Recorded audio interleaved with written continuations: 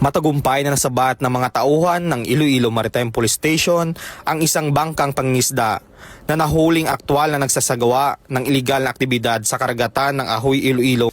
Sa pamumuno ni Police Major John Stepanenti Gamad, Chief Iloilo MARPSTA, nagsagawa ng regular na seaborne patrol ang mga operatiba nang namataan ang bangkang pangingisda na pangalang FBCA Seahawks sa bahagi ng baybayin ng barangay na Sidman, Ahoy, Iloilo.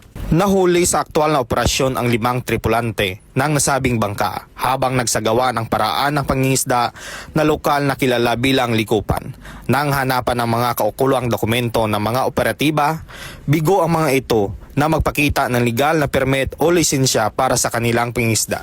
Ang nasabing illegal na aktibidad ay naganap sa distansyang mahigit kumulang 4.39 km mula sa baybayin ng barangay na Sidman, Ahoy, Iloilo.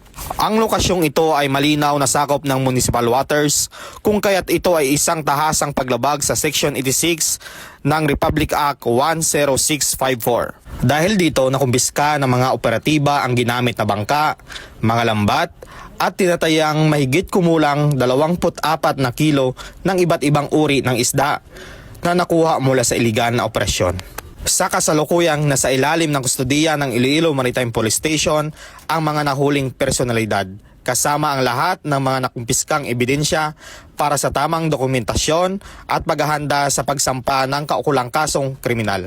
Mula dito sa Iloilo Maritime Police Station, ako ang inyong PNN News Correspondent, Patrolman Sari Aguilar Jr.